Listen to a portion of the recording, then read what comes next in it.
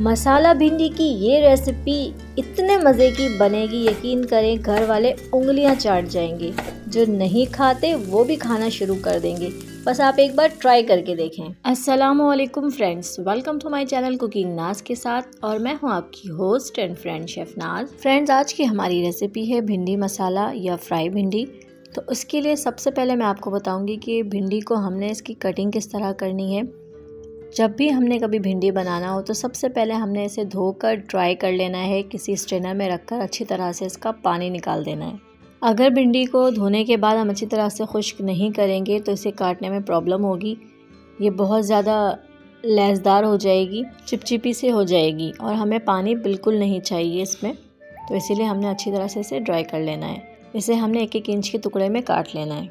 अब हमने एक पैन लेना है, इसमें हम डालेंगे 2 टेबल स्पून कुकिंग ऑयल, और इसमें हमने जो भिंडी कटिंग की है उसे डालकर फ्राई कर लेंगे। फ्रेंड्स, हमने इसे अच्छी तरह से फ्राई करना है ताकि इसके अंदर जो लैस मौजूद होती है वो ख़त्म हो जाए और ये 40 to 50% यहीं पे गल जाएगी।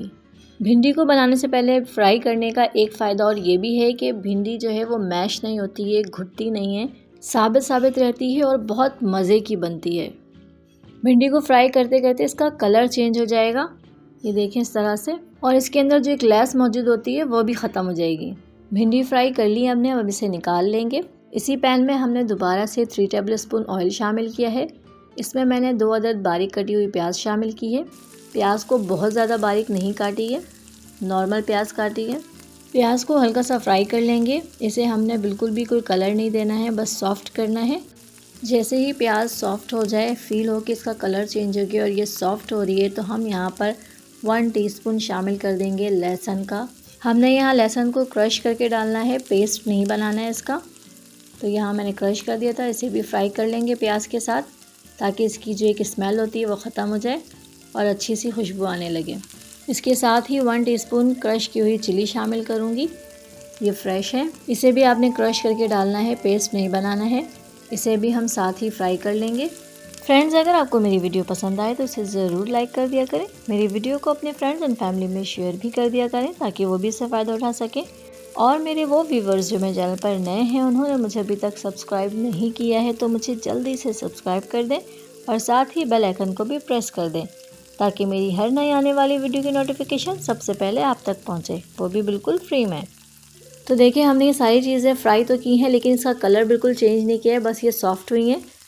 अब हम इसमें शामिल कर देंगे 2 अदद टमाटर, इस तरह से चॉप कर और इसके साथ ही हम शामिल कर देंगे मसाले। तो सबसे पहले मैं यहाँ पे शामिल करूँगी 1/2 टीस्पून नमक, आप अकॉर्डिंग टू टेस्ट शामिल कर सकते हैं।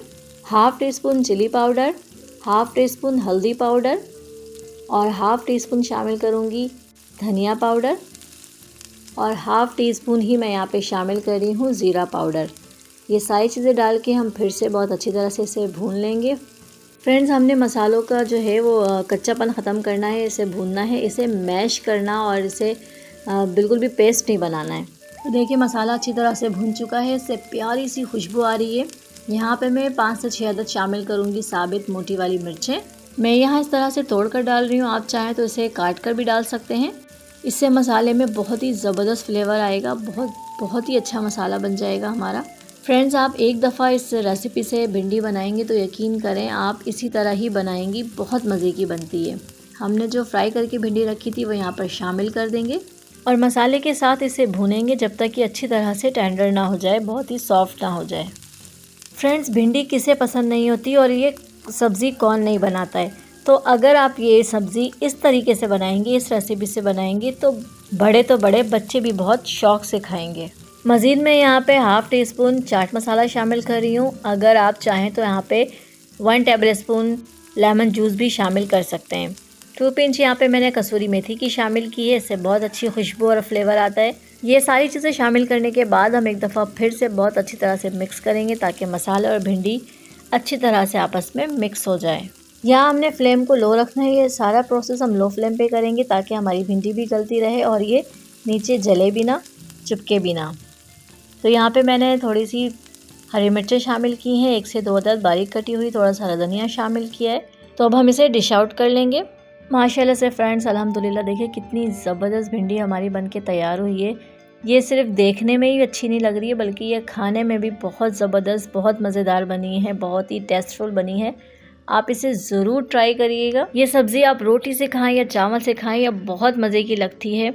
बड़े तो बड़े, बच्चे भी इसे बहुत खुशी से खाएंगे, बहुत शौक़ से खाएंगे। तो इसे ज़रूर ज़रूर ज़रूर ट्राई करें, एंजॉय करें और मुझे अपनी दुआओं में याद रखें।